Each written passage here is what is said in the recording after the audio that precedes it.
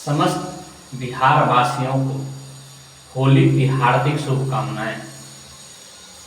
अभी बिहार सरकार के द्वारा बिहार का बजट पेश किया गया और इस बजट को मीडिया के द्वारा महिलाओं को हित, किसान के हित, युवाओं के हित में कहा गया।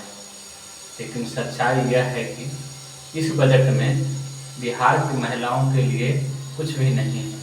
न बिहार के शोषित वंचित गरीब व्यक्ति के लिए इस बजट में कुछ ऐसी योजना लाई गई है जिसमें उसका कुछ लाभ मिल सके। इसके विपरीत सच्चाई यह है कि बजट पेश करते ही समय माननीय मुख्यमंत्री नीतीश कुमार के द्वारा वित्त मंत्री सम्राट चौधरी जी का पीठ थपथपाया गया। इसका सच्चाई यह है कि जैसे आज से 2 साल पहले सम्राट चौधरी जी बोलते थे कि हम ये पगड़ी इसलिए बांध रखे हैं कि जब तक हम नीतीश कुमार को इस सीएम के पद से हटा न दे तब तक हम ये पगड़ी नहीं उतारेंगे। यह झूठ बिहार वासियों के सामने और भारतवासियों के सामने आ गया। जो सम्राट चौधरी जी उसके हटाने के लिए नहीं पगड़ी बांधे थे बल्कि उनके साथ काम करने के लिए पगड़ी बांधे थे। उसी प्रकार यह बजट सम्राट चौधरी के द्वारा एक झूठ का पिटारा या जुमला कह लें, वो बजट बिहार सरकार के द्वारा पेश किया गया है। इसीलिए माननीय मुख्यमंत्री नीतीश कुमार जी ने बीच बजट में ही सम्राट चौधरी जी को पीठ थपथपाया कि आपने जो बजट पेश किया है इस बजट से हम बिहारवासी को जरूर बरगला सकेंगे।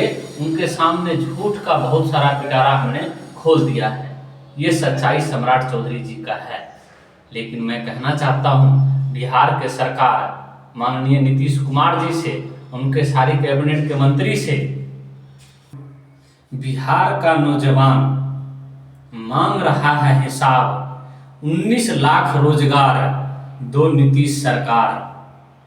ये नीतीश सरकार रोजगार के प्रति, युवाओं के प्रति हमेशा से विरोधी रहा है।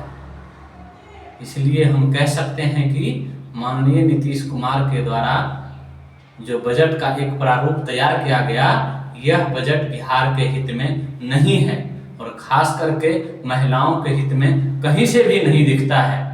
अगर महिलाएं के हित की बात होती तो उनके साथ काम करने वाले ढेर सारे anganwadi worker, mid day meal worker, ASHA worker उनकी सैलरी बढ़ाते, उनको सम्मानजनक वेतन देते, उनकी अस्थायी नौकरी करते। लेकिन ऐसा कोई प्रावधान नहीं है। इससे यह साबित होता है कि इनका यह बजट महिला विरोधी बजट है। रही दूसरी बात, प्रवासी लोगों के लिए, जो प्रवासी देश में ही काम करने के लिए जाते हैं तो उन्हें प्रवासी कह करके बोला जाता है। उनके लिए एक सेंटर खोलेंगे ये, जहां इनकी कोई ज़रूरत हो तो ये अपनी शिकायत कर सकेंगे। लेकिन सच्चाई यह है मित्रों, अगर यह बिहार के मजदूर जो दूसरे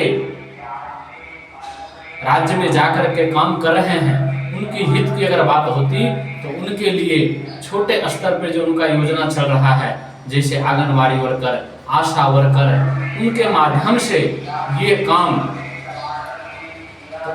बिहार के मजदूरों के लिए हो सकता था, ताकि किसी प्रकार की परेशानी आए तो उनके घर के लोग ये नज़दीक पड़ते हुए आंगनबाड़ी वर्कर या आशा वर्कर उससे अपनी समस्या के बारे में बताए और ऊपर अधिकारी को बता करके इन समस्या का समाधान कराया जा सकता है। लेकिन ये ऑनलाइन रजिस्ट्रेशन के नाम पर फिर ये ठगी करेंगे और हमारे बिहार के लाखों की संख्या में जो हमारे मजदूर भाई देश के विभिन्न हिस्सों में जाकर के हम काम कर रहे हैं, उनकी गुमराह करने की योजना इस बजट में बनाई गई है। जैसे मोदी जी के द्वारा किसान को गुमराह करने के लिए, किसान को बर्बाद करने के लिए सम्मान निधि योजना बनाई गई थी और सेनाओं को कमजोर करने के लिए हमारी सीमा पे, देश की सीमा पे जो जवान तैनात हैं उनकी कमजोर करने के लिए अग्निवीर योजना लाई गई थी।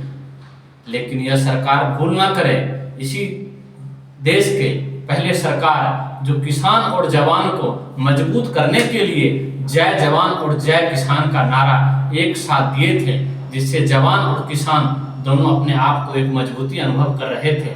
लेकिन आज केंद्र में बैठी मोदी जी का सरकार और बिहार में बैठी नीतीश का सरकार, ये दोनों किसान को बर्बाद करना चाहते हैं। इनके पास कोई ऐसी योजना नहीं है जो किसान के लाभदायक हो सके। मैं पुनः कहता हूं नीतीश कुमार जी, ये 2025 बिहार के लिए चुनाव का साल है। बिहार का नौजवान मांग रहा है आपसे हिसाब। 19 लाख 2 रोजगार नीतीश सरकार, नहीं तो आपको 2025 में हम सिर्फ 25 सीट पे सिमटा देंगे। यह बिहार के नौजवान में यह ताकत है। धन्यवाद।